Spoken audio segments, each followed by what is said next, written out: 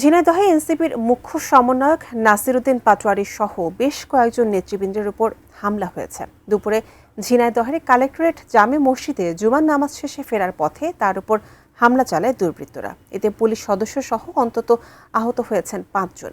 ঝিনাইদহ সদর থানায় আছেন আমাদের প্রতিনিধি ইমন হাসান। আমরা এখন যুক্ত হচ্ছি তার সাথে। ইমন, কিছুক্ষণ আগে নাসিরউদ্দিন পাটোয়ারি সহ নেতাকর্মীদের উপরে যে হামলার ঘটনা ঘটেছে তার সর্বশেষ তথ্য আপনার কাছ থেকে এই মুহূর্তে জানতে চাচ্ছি। শেষ যে তথ্যটা আমি জানাচ্ছি এই মুহূর্তে যে নাসিরউদ্দিন পাটোয়ারি সহ কেন্দ্রীয় যে কয়েকজন নেতাকর্মীরা রয়েছেন, তার সাথে কিন্তু রয়েছেন তারেক রেজা সহ আর বেশ কয়েকজন নেতাকর্মী।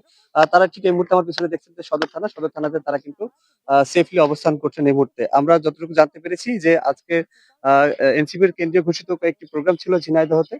তারা বিকেলে একটি কনফারেন্স করতে চেয়েছিল স্থানীয় নেতৃবৃন্দদের সঙ্গে। তো ঝিনাইদহের কালেক্টরেট যে জামে মসজিদ আছে সেই জামে মসজিদে কিন্তু আজকে দুপুরে তারা নামাজ পড়েছিলেন। এই নামাজ শেষে তাদেরকে রেস্ট করার কথা ছিল। স্থানীয় একটি আহ, স্থানীয় একটি রেস্টুরেন্টে গিয়ে সেখানে কিন্তু তারা খাওয়া দাওয়া করবে।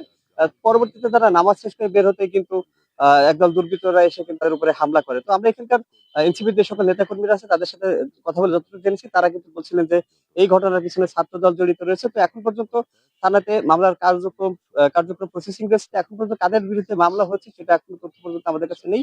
তো পরবর্তী সংবাদের মাধ্যমে জানাতে পারবো কাদের নামে মামলা হয়েছে। এখন পর্যন্ত পুলিশ সুপার মহোদয় সহ এখানে কিন্তু বেশ কয়েকজন ঊর্ধ্বতন কর্মকর্তাদেরকে নিয়ে নাসিরউদ্দিন পাটোয়ারি সহ কেন্দ্রীয় নেতাকর্মীদেরকে সেফলি রাখা হয়েছে। তো এখনো পরিবেশ কিন্তু থমথমে রয়েছে। এখনো কিছুটা উত্তেজনা বা মুখোমুখি পর্যায়ে রয়েছে। তো এখনো পর্যন্ত যে পরিবেশ স্বাভাবিক আছে সেটা কিন্তু আসলে বলতে পারছি না। তো এই ছিল আমার কাছে ঝিনাইদহ সদর থানাতে থেকে সর্বশেষ।